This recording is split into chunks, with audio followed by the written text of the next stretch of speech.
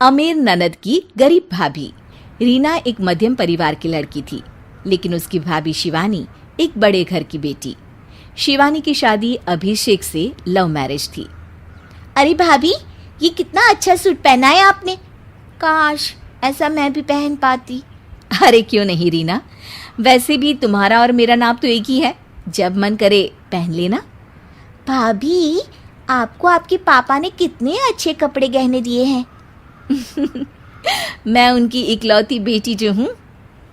बेटी तो मैं भी इकलौती हूँ, लेकिन क्या करे, पापा है नहीं, पता नहीं कैसे होगी मेरी शादी। तभी वहाँ शिवानी की सास आ जाती है।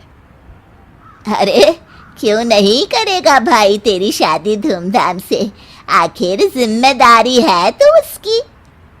और वो दिन भी आ जाता है जब रीना की शादी तय हो जाती है। अभिषेक, क्या हुआ? आप इतने परेशान तो कभी नहीं दिखे, कोई बात है तो बताइए मुझे। अरे शिवानी, वैसे तो शादी का सारा इंतजाम हो गया है, लेकिन गहनों का रेट तो आसमान छू रहा है। कैसे क्या करूं, कुछ समझ में ही नहीं आ रहा। थोड़ी देर में शिवानी अपने पूरे गहने अभिषेक के सामने रख देती है। ये लीजिए, गहनों का इंतजाम भी हो गया। अरे नहीं नहीं शिवानी, मैं ये गहने किसी हालत में भी नहीं ले सकता। ये तुम्हारे पिता ने तुम्हें दिया था, और तुम हो कि। तभी वहां सास आ जाती है। अरे तो क्या हुआ, इसकी तो हो गई ना शादी, अब किसे दिखाने हैं इसने गहने। सास गहनों का डिब्बा शिवानी के हाथ से लेकर वहां से चली जाती है। रीना की शादी धूमधाम से होती है और अब वो बड़े घर की बहू बन जाती है। वहीं रीना की शादी के बाद शिवानी और अभिषेक उसकी शादी के कर्जों से डूब जाते हैं। मैं सोच रही हूँ नौकरी करनी शुरू कर दूँ, वैसे भी पढ़ी लिखी हूँ, आपकी थोड़ी मदद भी हो जाएगी। वैसे शिवानी, कुछ दिन कर लो तो अच्छा ही होगा, क्योंकि ज़रूरत भी है। अब शिवानी भी नौकरी करने लगती है और घर खर्चे में अभिषेक का हाथ बटाती है। एक दिन शिवानी, रीना का फोन आया था, कह रही थी कि आने वाले त्योहार में उसके ससुराल जाना है। ठीक है माँ। अरे ठीक तो है, लेकिन एक काम कर लेना, उसके सास ससुर से लेकर पूरे खानदान के कपड़े मिठाइयाँ सब ले आना, और हो सके तो रीना के लिए छोटे से कान में पहनने के बूंदे भी। और क्या है ना, शादी में उसे सारी बड़ी बड़ी कान की ज्वेलरी दी थी, घर में पहनने के लिए तो उसके पास कुछ भी नहीं है।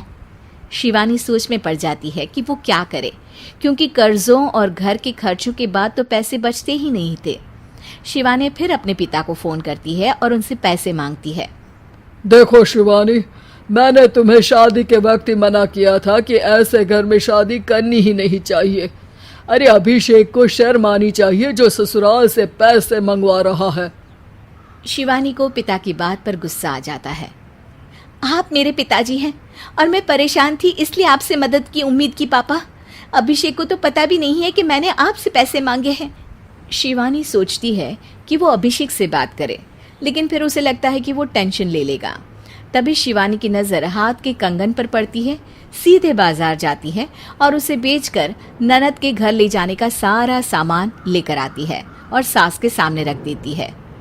हाँ ठीक है, लेकिन फल थोड़े और अच्छी क्वालिटी के होने चाहिए थे। शिवानी कुछ नहीं कहती, वहां से चली जाती है। एक दिन शिवानी, रीना का फोन आया था, बहुत रो रही थी। क्यों माँ, क्या हुआ? सब ठीक तो है ना उसके ससुराल में? अरे तूने तो उसकी नाक ही कटवा दी। अब मैंने क्या कर दिया माँ? कह रही थी कि बड़े घर की बहू है भाभी, जो कपड़े दिए वो ब्रांडेड भी नहीं थे। तू तो जानती है ना उन लोगों का पहनावा कितना अच्छा है। तू तो मेरी बेटी का भला कभी सोचती नहीं। हाय भगवान, अरे बड़े घर की बहू है, इसी बात की जलन है ना तुझे, लेकिन याद रख मेरी बेटी का सोचने के लिए भगवान है, तुम लोग कभी उसका बुरा नहीं कर पाओगे। अब शिवानी के मन में सवाल था कि क्या ईश्वर सिर्फ रीना के साथ है, उसके साथ नहीं।